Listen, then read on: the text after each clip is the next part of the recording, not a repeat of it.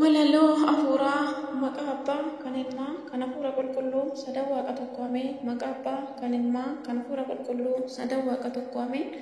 Maqaa abbaa kan ilmaa kan hafuura qulqulluu sadan waaqa tokkotti ni amannaa ameen. Jaalatamtoota kabajamtoota maatii waaqayyoo nagaa faraarri jaalalli Kiristoos isiniif haa baay'atu. Akkam jirtu nagaa keessanii. Annagaa kootii galata waaqayyoo hundumti keessan obboloonni Tewaayidoo baga ayyaana waggaa hanga fargamoota qulqulluu Mikaa'el nagaadhaan geessanii waaqayyoo kennaasaa kenneen nutti haraaramu eegumsi hanga fargamoota qulqulluu Mikaa'el kadhannaansaa araarsummaansaa eegumsi isaa nurraa addaan banii hanga bara baraatti ameen.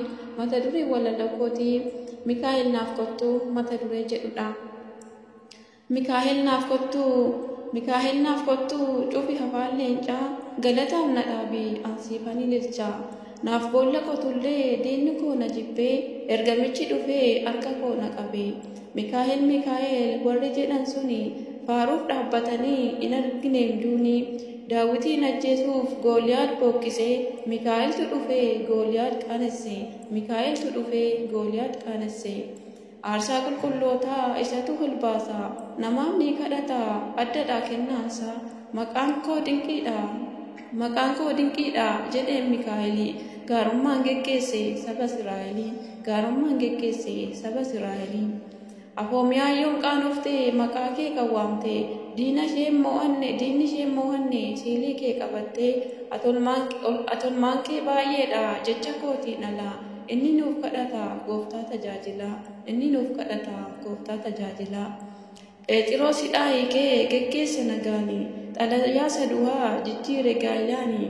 Maqaa isaa haa galateeffatu egaa maanuhiini yaadannoo haa taasisu egaa baari'anii. Mikaa'el naaf kottuu dafii hariitiini diinni koo na marsee na golgaraaraanii. Obsa qabeessadha Yihuudaa na himu Mikaa'el guddaadha kanaaf afaarfamu. Jawwee sana ifatee hadarbu lafatti humni isaa halaafu haafu bakkeetti. Mikaa'el waan jiruuf jawwichi nun nyaatu gooftaarraa ergamee nuun fayyifatu. Ergamaa jabaadha Mikaa'el maqaansaa abiddaan nu golgaa diinni maan nu marsaa. Halkanii fi guyyaa nu eefoo eegaadha hangafni ergamootaa Mikaa'el jabaadha. Mana hidhaa kan baase Phexros qulqulluu du'a irraa oolchee baariyaan qulqulluu. Tasaa akka hin nyaatamneef Daani'el kan eege dibaabee ta'ee fi Israa'el kan golge. Maal kana qofaaree afoomiyaa fayyisee ariitiidhaan dhufa kadhaa isaatti amanee nama isa dubbise. Maanuheeliif gammachuu kan fideetoo dhufe waaqarraa ergamee kan diina adabe. Dheekkamsaaf ni dhufu fayyinaafis ariitii dhaloonni ni fayyaa amanuun kadhaa isaatti. Kan hulbaasu innoo Mikaa'el kadhannaa samiirraa gooftaarraa dhiifama arganna. Mikaa'el deddeebinee jennee maqaan kee dinqiidha nuti kanaaf si waamne. Ganamaaf galgalaa miilli koo akka hin kufne innoo na eeggata. Kadhannaa isaan fayyisaa naaf kadhatee gooftaa. Jawwicha loleetoo kan darbe samiirraa Mikaa'el oolchaadha hammeenya isaarraa. Ashawwaarra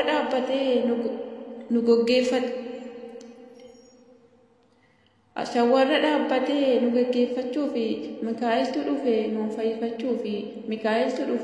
fayyifachuufi. Gara laafessadha haa himu Yihuudaan kanaan maqaa isaa haa faarfamu baganaan. Arras xabala isaan iddoon fayyaniiru waan inni gargaareef ragaa tahaniiru. Ameen. Galanni waaqayyoof deessuu haadha isaaf ulfaataa fannoo isaaf haa ta'u hanga bara baraatti ameen. Galanni waaqayyoof haa ta'u eegumsi kadhannaan araarsummaan hanga fargamootaa qulqulluu Mikaa'el nurraa adda hin baniin eegumsa isaan nu waliin ta'ee nuunis diina keenya nu qabu hundumaa nurraa fageessuun fedhaaf jaalala waaqayyoo nuuf haa ta'u hanga bara baraatti ameen. Galanni waaqayyoof haa ta'u ameen.